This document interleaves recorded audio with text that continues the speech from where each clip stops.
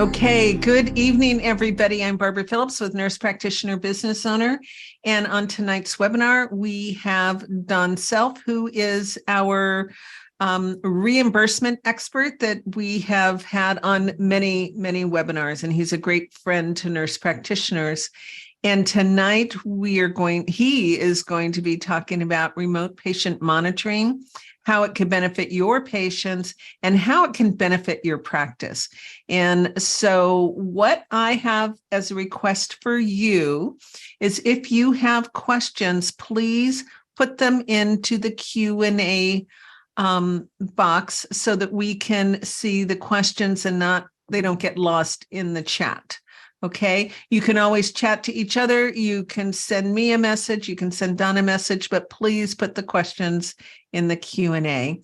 And one other thing, yes, there will be a webinar.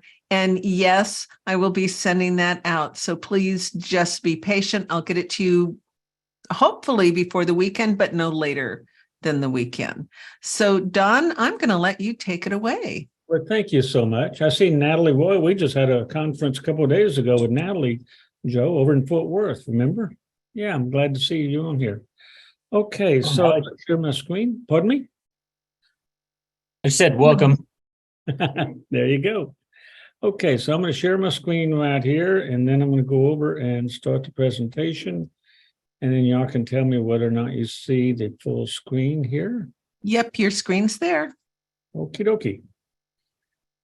Saving lives from a distance, and that's something that I'm excited about, is we're able to make a lot of difference with patients, with telemonitoring, and also with RPM, which is two different types of services.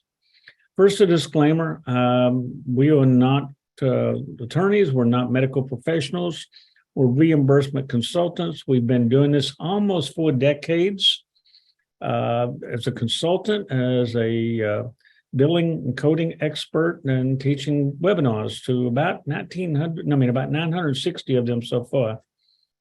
And also, I want y'all to understand something too. I believe in disclosure right up front. I am the president and co-owner of Telecare USA, which is an RPM company. Now, that does not mean you have to use our company, because what we're going to do is show you tonight how we work exactly. And this is what we recommend after 4 years of experience in working in the RPM field. So you can use whoever you wish and use the same kind of what you're learning tonight, okay? It's not that you're going to be tied into it. So obviously, we would love to have your business, but we want you to go wherever you're the most comfortable, okay? That's just the way we like to do business. Medicare has been paying telemonitoring since about 2000, well, even before 2000, back with the Holter monitors in the 90s and 80s, and continuous glucose monitoring that they started around the 2002 time, and 30-day cardiac event monitors. And yes, we work with those as well, and pacemakers.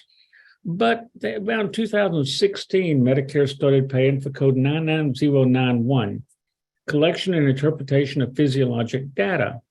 And that particular code specifies right here that the information is being interpreted by healthcare professionals, such as a nurse practitioner, a physician assistant, or a physician. And it requires a minimum of 30 minutes of time of your time in order to bill out the 99091. And this year, Medicare's average allowed amount in the country is $55.30 for that code, for a 30-minute code. And that's a little bit ridiculous, because that's saying that a physician or a nurse practitioner or a PA's time is worth $110 an hour. Are you nuts? Your time as a nurse practitioner is worth over $450 an hour. The time for a physician should be valued at the minimum $505 per hour. And what we're talking about when we talk these numbers right here is the time that you're spending. Is not just what you're going to generate in income, but your staff's going to generate as well. So what is your time's worth? It's actually worth a whole lot more than that $115 an hour. As I say right here, these physicians, nurse practitioners, it's worth that much. And that's what we're talking about, increasing your income. Now, is this what you're getting right now? Nope, definitely not. And how do I know that? It's because we've been looking at the data. In fact, 2 days ago, I pulled this data up from CMS, and it shows that 3 years ago, there were 149,323 nurse practitioners in the country. It didn't break it out and tell me how many of those were in private practice, how many of them were working at hospitals or working for someone else. It just showed the total number. But it did show in something I thought was interesting. The average risk score was higher than it is for family physicians. Now, what this basically tells me is that you're seeing patients with more problems than the average family physician, because the average patient risk score on average for family physicians was only 1.23. And so that tells me you're seeing some really sick patients. It also showed me something else. The average income per year per nurse practitioner in the country 3 years ago for Medicare Part B was $236 a patient. And that year, it should have been closer to $2,200 that year for a patient. But unfortunately, most nurse practitioners, providers, billers, and coders, they don't know something that I'm going to go over right now. And that is that Medicare patients are the most profitable of any patients you can see. Medicare patients, and I don't say that just because I'm on Medicare. And as it says here, did we say we're 4 times more profitable? Yes. You guys, old people like me, we're 4 times more profitable than the young people if you're doing what Medicare wants you to do and if you're in primary care. And I have Medicare Part B, and that's what I'm talking about being most profitable. I am not a fan of Medicare Part C, which is Medicare Advantage plans. And this might be the first time you've heard this right here. So I'm not going to take a long time, but I do want you to understand something. Medicare patients are going to be your friends. If you're doing everything that Medicare wants you to do, you're doing really well. Conservatively, you should be making around $2,577 a year per Medicare Part B patient. And that's in actual checks from Medicare if you're just being conservative and doing just what Medicare wants you to do. What are you averaging right now? As I said, $234 a year. And I just grabbed some nurse practitioners at random around the country that had around 990 Medicare patients, just as at random. I picked some numbers. Like Joni Miller there in Kansas, 993 patients. She's averaging $87 a patient. Misty Masterman is averaging 136. Misty Barabo, Boba, whatever your name is, okay? You see, none of these people are where they should be. That's why they're averaging so low. You say, well, if we're doing what Medicare wants, what does that include? That includes just like 4 office visits a year, because if a patient's got chronic condition like diabetes or hypertension, well, Medicare wants those patients being seen on a regular basis, like the 4 A1Cs a year that they expect. That's part of MIPS. The annual wellness visit, Medicare expects on every annual, Medicare expects that on every Medicare patient. I had mine a couple of weeks ago. And that's not bad. It's because you can see Medicare's allowed amount for a nurse practitioner, average in the country is $129. Now, obviously, in New York City, it's going to be higher. And in Mississippi or West Virginia, where it's going to be the lower areas, it's going to be less than that. But that's why we're using averages in the United States.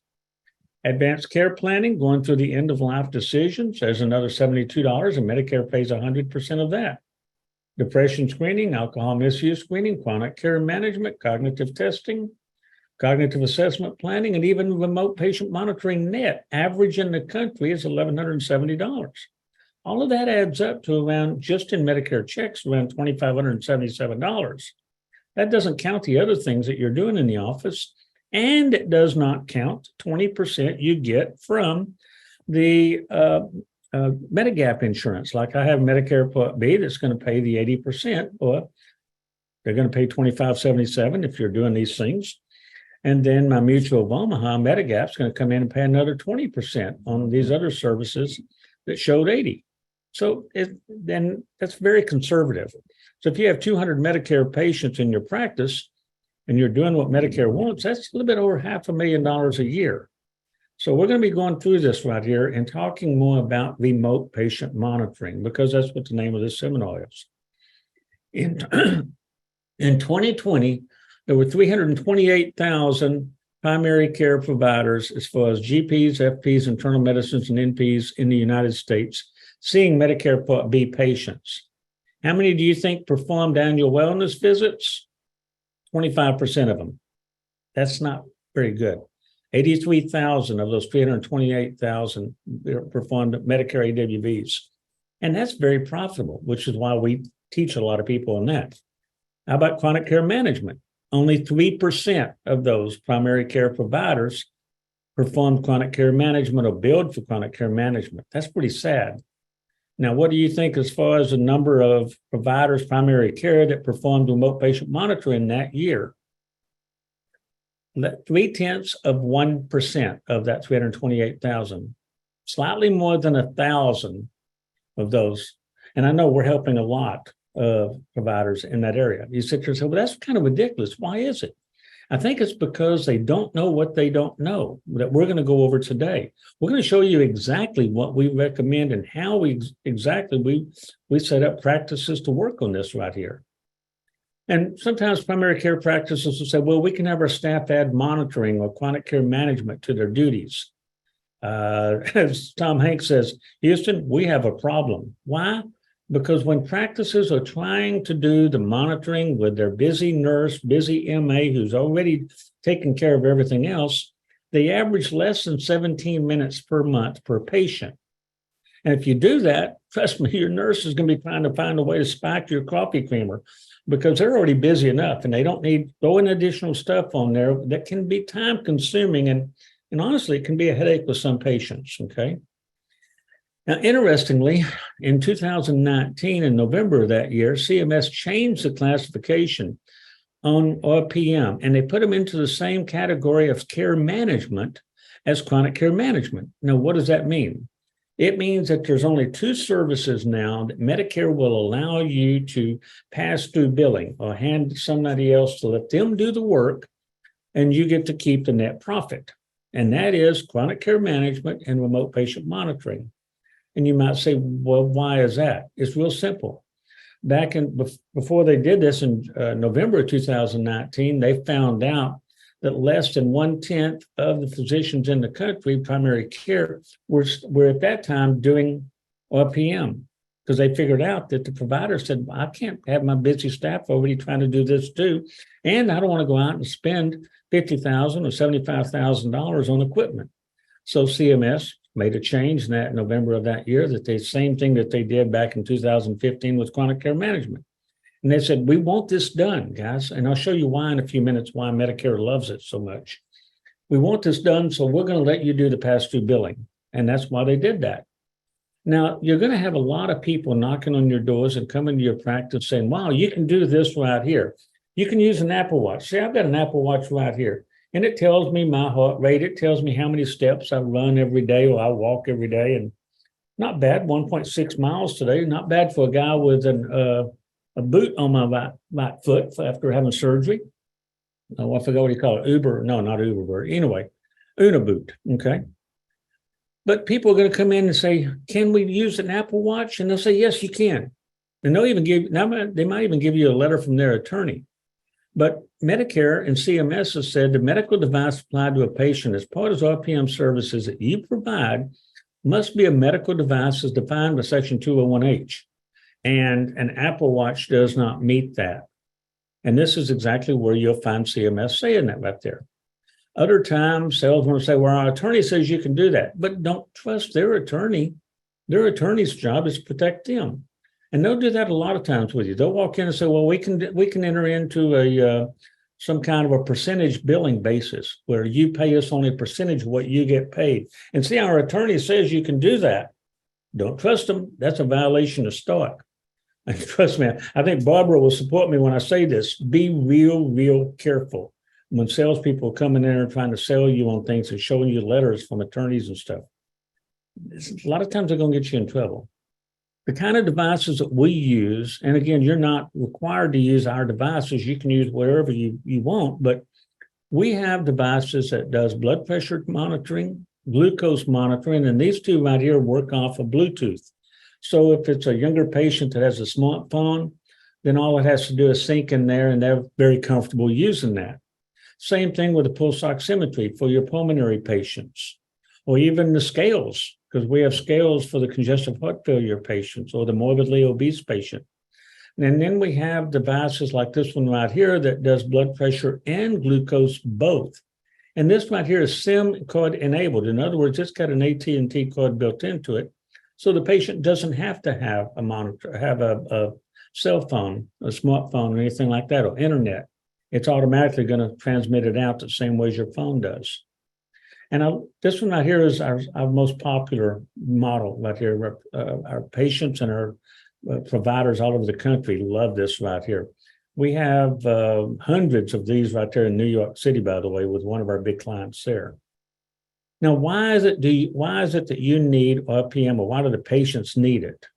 Years ago, when my daddy was alive, I remember driving him to the cardiologist, and he was over there writing furiously as we're driving on this pad. And I looked at him and said, "What are you, Dad? What are you doing, Dad?" He said, "I'm putting down my blood pressure numbers for the last couple of months."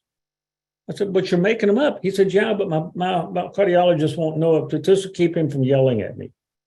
I know my daddy, when he was alive, wasn't the only one that was lying to their provider, their doctor, okay?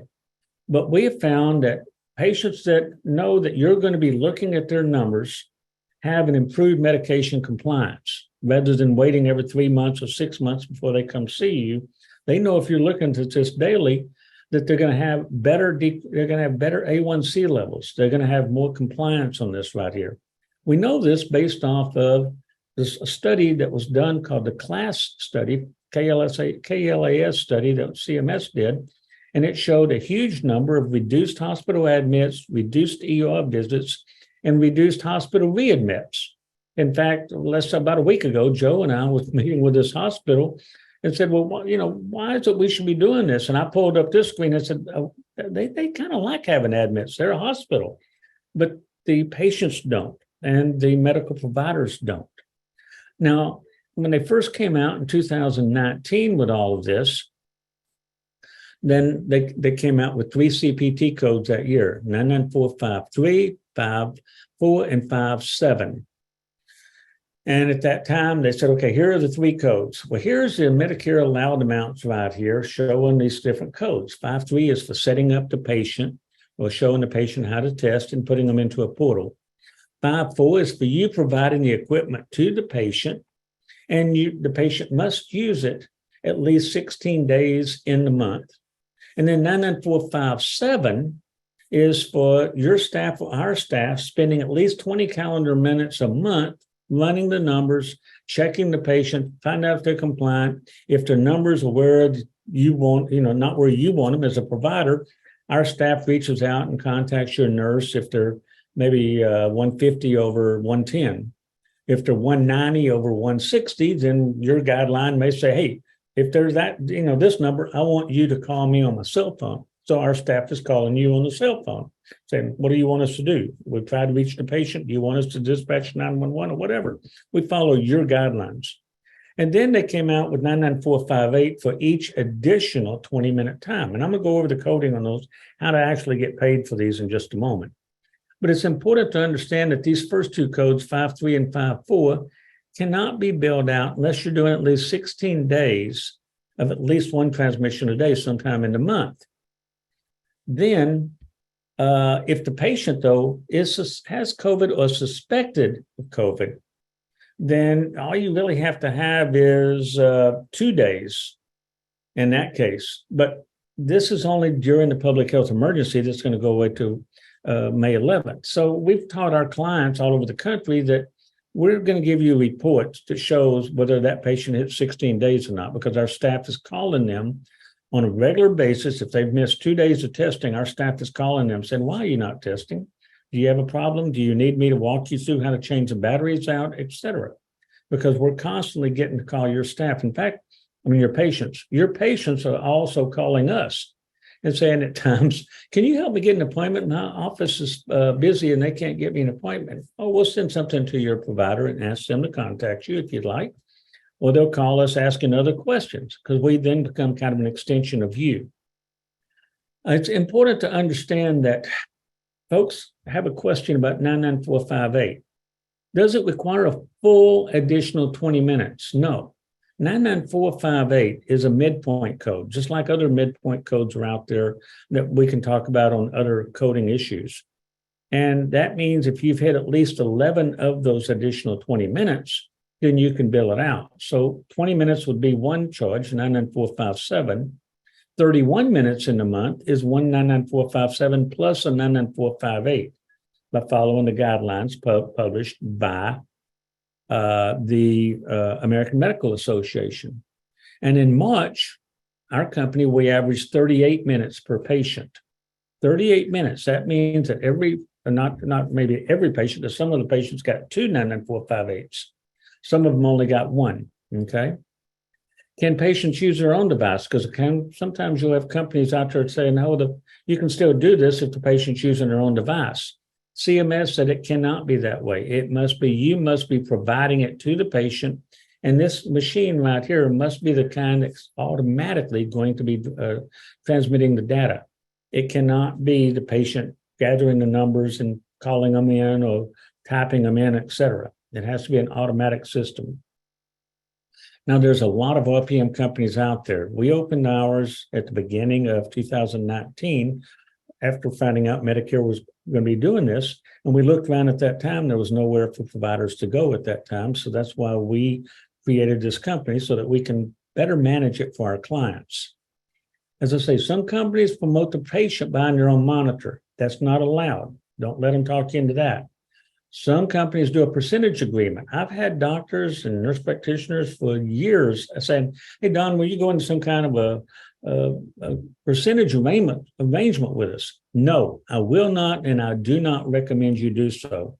You will get caught eventually.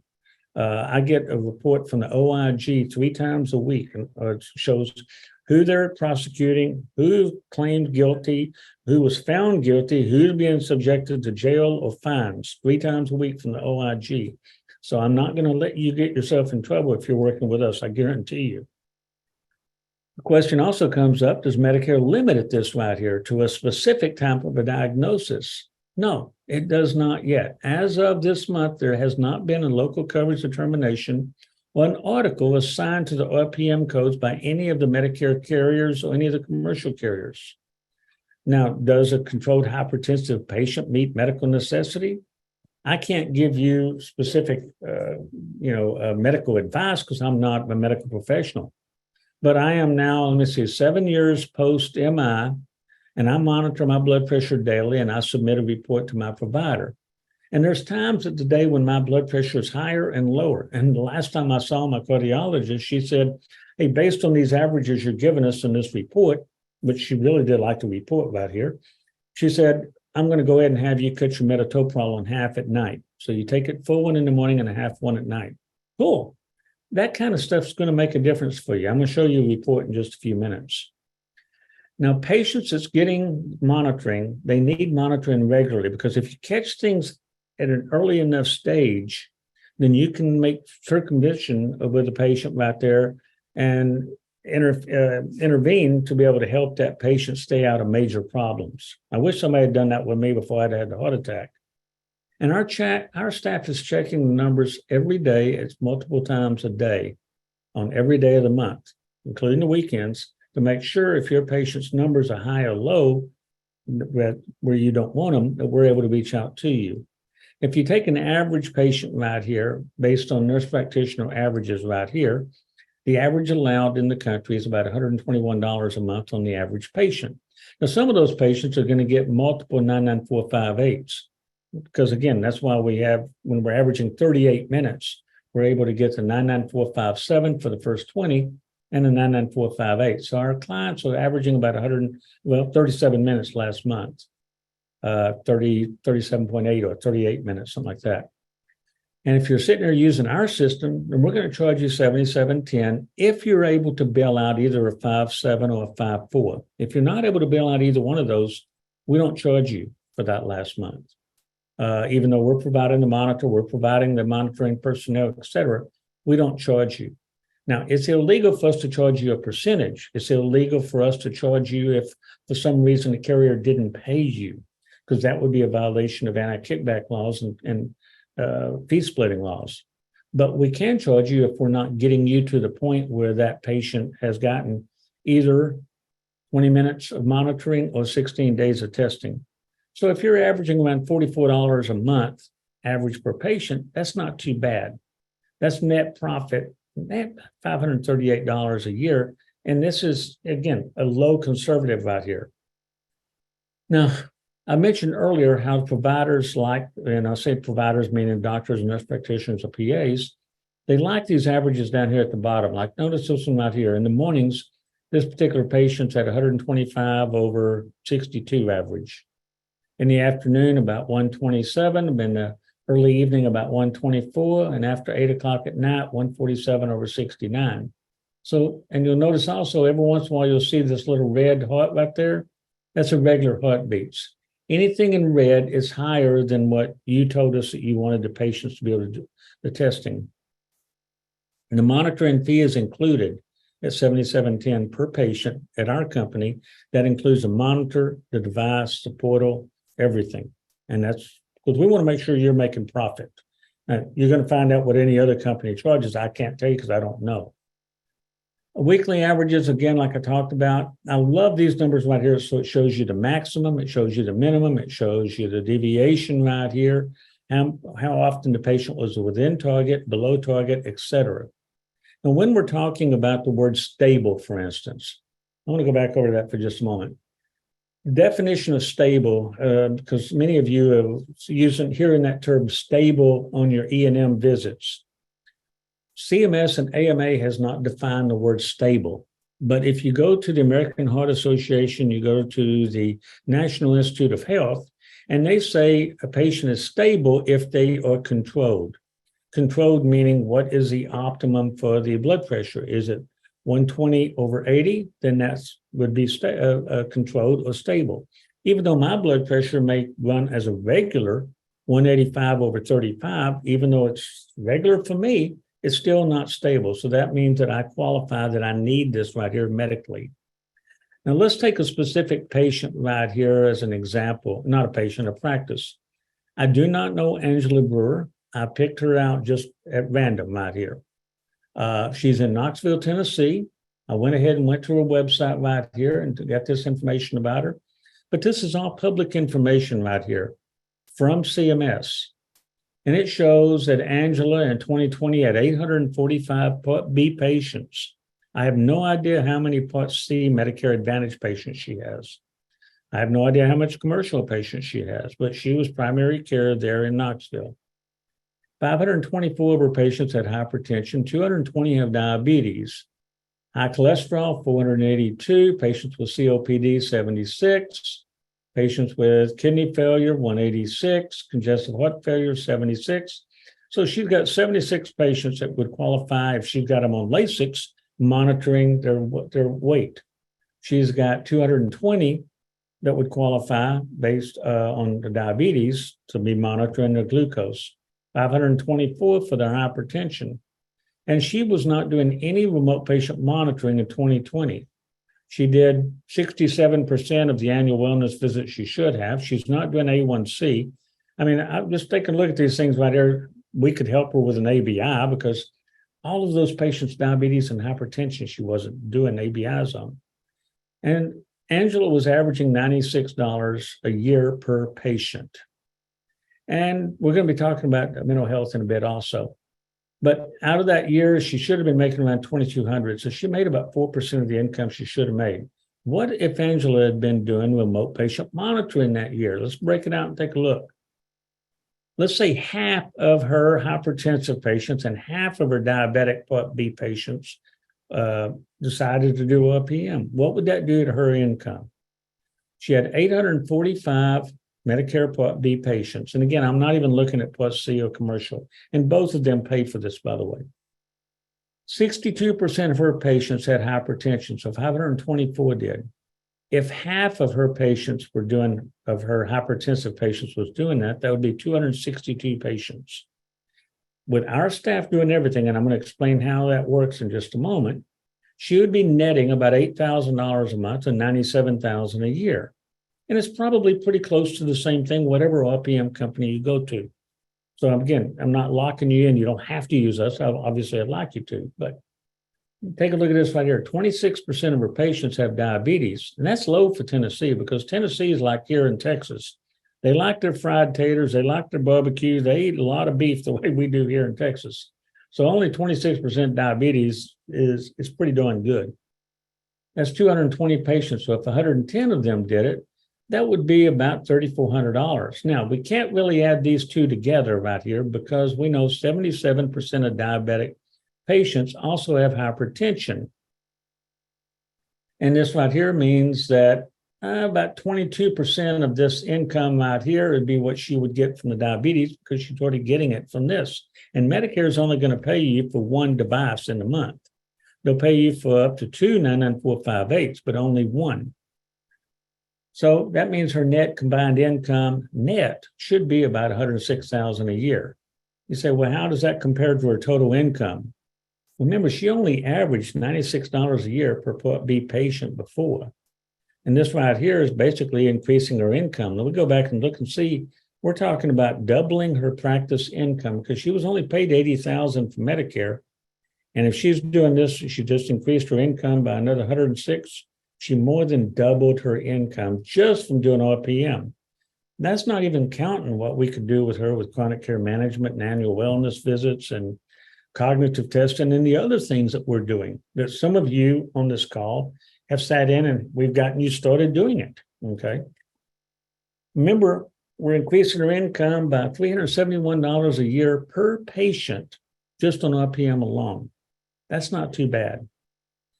Now, remember what I told you before. We're also getting better patient results right here. Cost reductions because we're keeping them out of the hospital, and Medicare doesn't want to spend $20,000 to $30,000 for a hospital stay. This last year, I was in the hospital, and it was a $77,000 hospital bill for 2 days. Luckily, I'm on Medicare, and I have Part B and a Medigap, so it didn't cost me anything. What's involved that you, as a nurse practitioner, will be doing if you decide to do this with any company? Well, with us, our agreement's a month-to-month plan. I know some of them have a 1 year or 2 year plan, but we believe that we've got to constantly be performing for our clients to keep them happy. You need to prepare a list of what patients you want testing for. Make out a list, okay?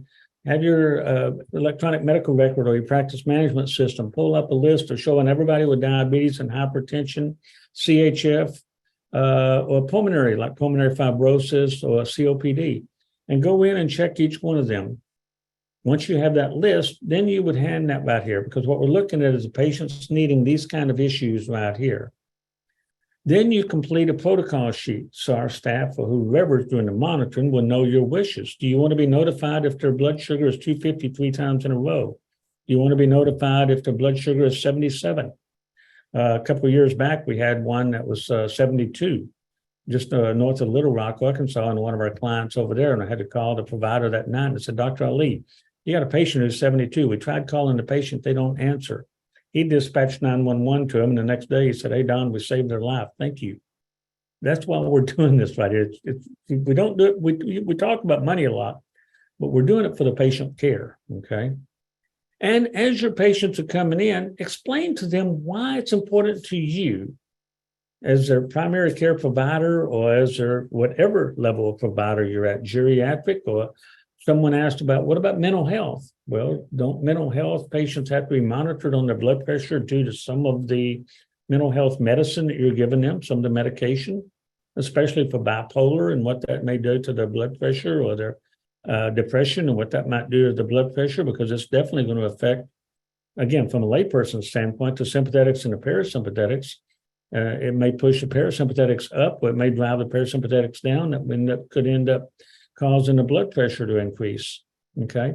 Trust me, I love studying the autonomic nervous system. I helped write a book on that. It's an international book on autonomic nervous system. I love it. Yes, I'm a layperson, but I still love that. Have your nurse or MA basically hand the patient the appropriate monitor before they leave. You'll have these on your shelf. All you have to do is tell us how many you want. I want 5 of these. I want 2 of those. I want 3 of those, or whatever. And when they run low, you just call us and tell us. You're not paying for them until they're actually on a patient and making you money. That's the nice thing about this. I'm going to go over how you pay for that in just a moment. What if the patient loses the monitor?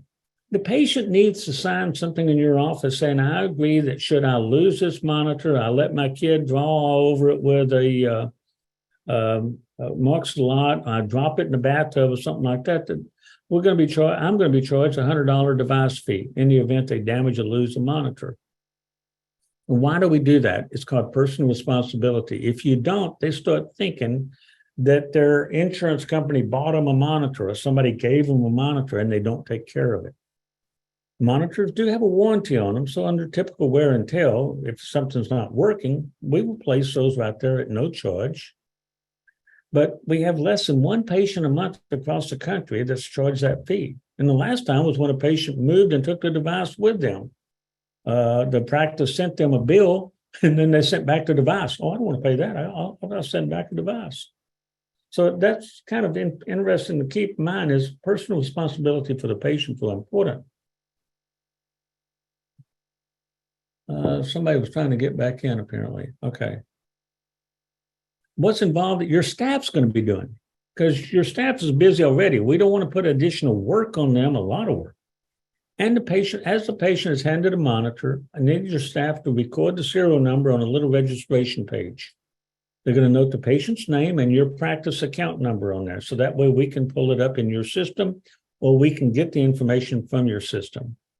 We like to get 2 phone numbers on every patient because one of the things is we should be calling in. I mean, we are calling the patient on a regular basis because in order to bill out 99457, and this is not something that a lot of RPM companies will tell you, but it's part of the CPT code and the requirement.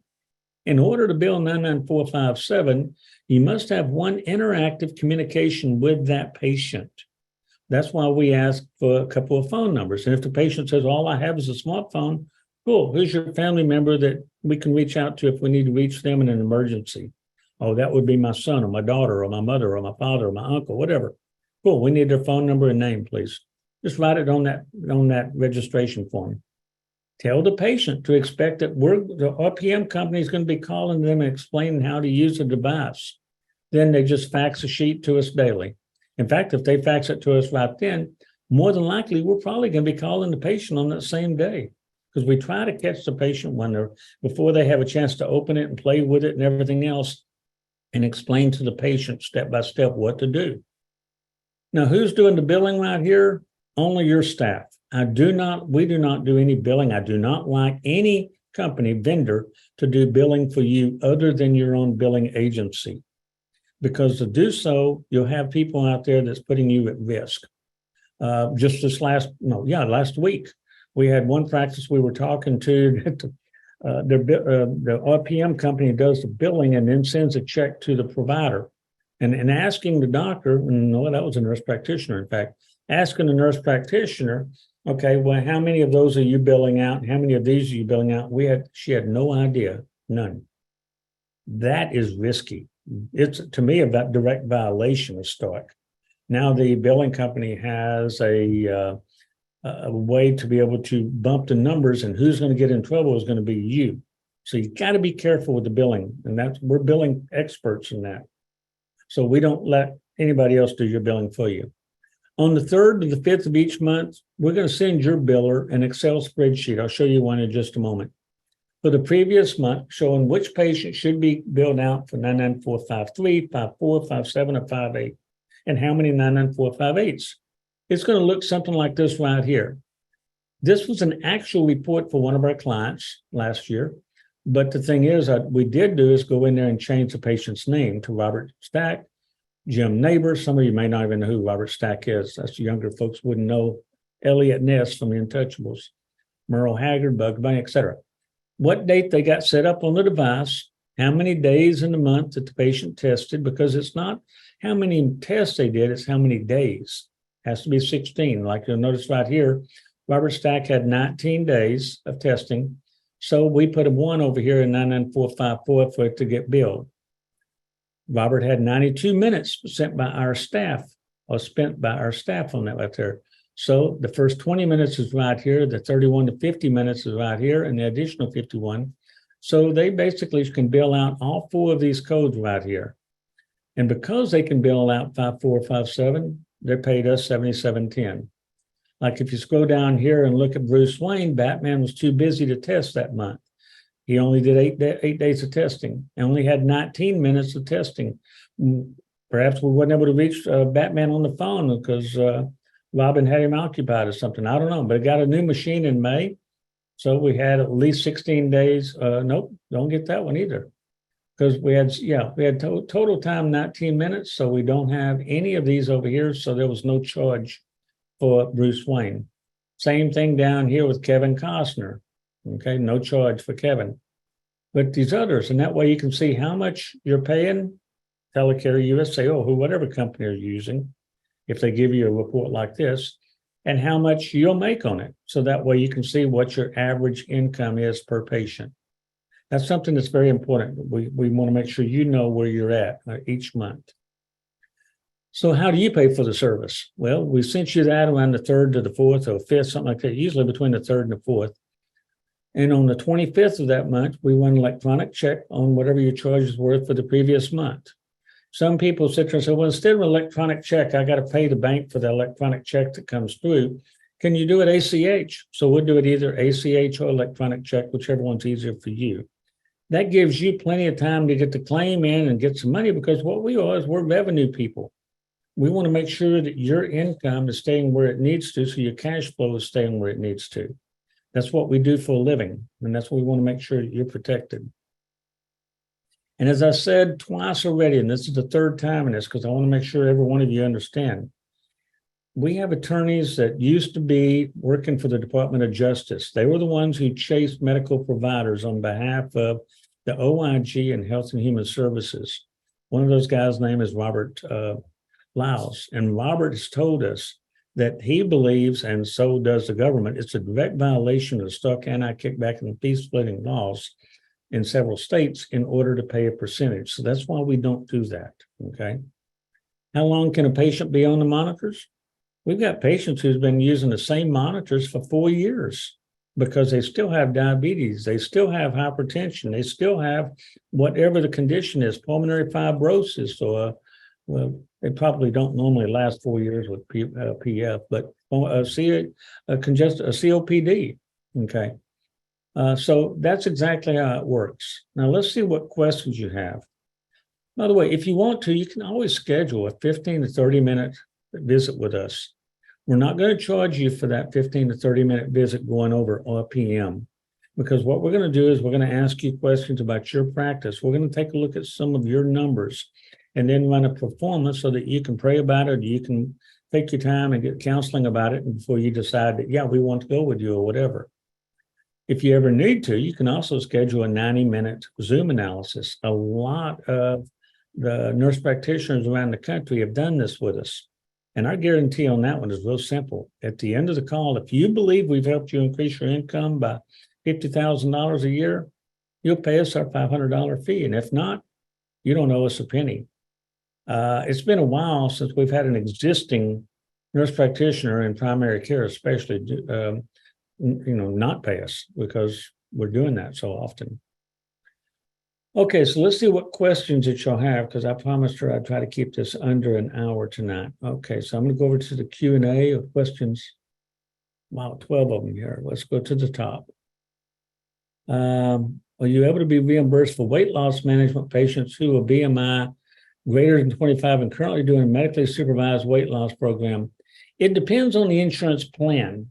Medicare is currently paying for those right there because of the medical necessity for it. Typically, though, with Medicare, when you have a patient with higher BMI, there's going to be other medical problems also. Can you use blood pressure monitoring as part of the metabolic monitoring? Yes, you can. We have PM mental health providers doing that right there. Do mental health patients qualify for taking stimulants and needing to monitor blood pressure or for meds that may affect? Yes, definitely. Give you an example right here. Years ago, after I had my heart attack, they started me on Restoril. Man, that dropped my blood pressure. It dropped my cognitive scores, etc. So I needed them to be monitoring that right there. After a while, I was finally through those, a way of said, "Nuh-uh, I don't like feeling like an imbecile," and that's how I felt like being on those things. You got to be careful with those. Does this apply to medical weight loss and bariatric surgery practices? Yes, as long as the bariatric surgery practice is continuing to monitor the patient right here and making changes to the patient's care. Yes, especially those that's had, the In fact, we were on the phone today. Joe and I were with a company doing that same thing. Are there any sample agreements that can be given to the patient when we register and have them sit? Yes, exactly. That's one of the things we provide when we're setting up a practice. We give you the forms that we recommend you use for your patient. What if a specialist prescribing meds? Dina, I'm thinking those are what we were just talking about. I'm not sure if that was the question you're asking. But by the way, if you're prescribing meds, that puts you into the level moderate under risk on the E&M visits. Boy, it seems like we have a lot of mental health questions. How does this apply to mental health? What codes are we using? When you're asking what codes, are we talking about diagnosis or procedure? Because procedure codes are going to be the 99453 through the 99458. I'd have to work with you a bit to find out what diagnosis codes you'd be looking at. Will we receive a code review sheet like this every month that helps us to know what we're billing out for each patient? Definitely. We send that out on the 3rd to the 5th of each month to every one of our clients, as well as their billing person, if they give us permission to send it directly to their billing person also. What if we don't get reimbursed by insurance? Well, we're going to work with you to hopefully teach you how to get paid by the insurance companies. But some patients, their plan that they pick out, like, let's say there's only one place that I know of, Blue Cross in Alabama has a problem paying for RPM. So far, that's the only carrier I've seen in the country having a problem. And like I said, we have clients all over the country. All your staff licensed nurses, no, they don't have to be for what service we're doing because we're not doing what an RN would be doing, okay? Do private insurance or Medicaid pay for these codes? Yes. In fact, some of the private insurances are paying. I'll show you in just a moment right here. In fact, let me see if I can pull that up here for you. Here we go. I'll show you some of the private carriers, how much they're paying on that one right there. This is, let me go over to RPM. I thought these numbers right here were pretty interesting right over here, because our clients are submitting numbers into us on a regular basis. And so you can see right here, United Healthcare in Port Arthur, medical physician total is about $140. You go to Port Arthur, Aetna was about $150. So you can see what the nurse practitioner is right here. Blue Cross Michigan was $168 last year. I don't know what it is this year. I haven't got those numbers yet from all of our clients for this year. $166, Blue Cross Michigan for a nurse practitioner. That's the contract that she has with them. Illinois, go all the way over here to Wisconsin, $221, $188. That kind of makes me want to go to Wisconsin, except for the winters that they get up there. So yes, they definitely pay for those things. Okay, let me go back to the rest of other questions that we had here. Can you begin monitoring just one diagnosis? Yeah. So this is a lot of, like we have a cardiologist that we're in the process of setting up down in Port Arthur. They're mainly concentrating on their hypertensive first and then their congestive heart failure patients. We've got internal medicine doctors who say, I just want, or an endocrinologist says, I just want DM, diabetes monitoring. Cool. People ask, is there a minimum number of monitors? No. If you say, we got one patient, I got 3 patients, okay. We've got a couple of home health, not home health, but home visiting nurse practitioners. That's all they do is go to the patient's home. And they may have 3 or 4 monitors out there is all. Give specific examples how mental health providers benefit from using LPM. Again, I'm not a medical provider, but we've had psychiatric nurse practitioners tell us that whenever they're giving a patient certain meds, they want to be monitoring their blood pressure. And far be it from me to argue with them, because unless they covered it on an episode of House, I don't know. I don't have clinical training like y'all do. So only one device per month reimbursable. Is that likely to change with the number of complex patients? It may very well, because this is only the 4th year. And that's why Medicare and the commercial carriers are only paying for one charge in 99454. That's another reason why we love that one device we have is a D40 that'll do blood pressure and glucose both, okay? There's a minimum number of patients I'd recommend starting. Yeah, you can start with 1 if you want to. Do you have a template for the month-to-month consent? Well, it's patient just signs that once. In fact, they don't even have to sign anything for OPM. It can be a verbal agreement. We do that a lot with our patients because if we're calling the patients on your behalf and explaining the program, if they say yes, they want it, we'll send them out something and let the patient sign it. Or when they come to your office to pick up the monitor, we ask them to sign something saying, yes, I consent to this, and I'm also agreeing that in the event I go throw this off the bridge, that you're going to bill me $100. Okay. Let me go over to the chat area and see what questions we have there. Okay. Yeah, you're going to be getting a PowerPoint on this right here.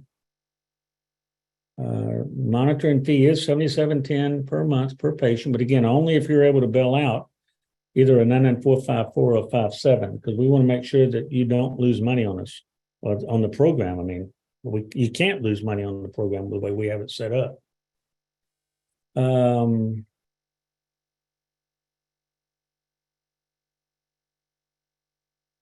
Okay, what if specialists are prescribing meds?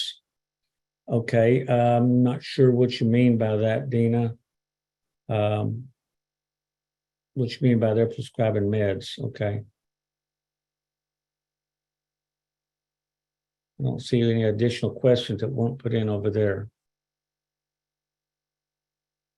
Okay, I'm familiar with RPM and I implemented it in the current practice. However, I'm starting my own practice, want to implement RPM in your own practice. Can I set RPM without having a large patient base starting out? Sure.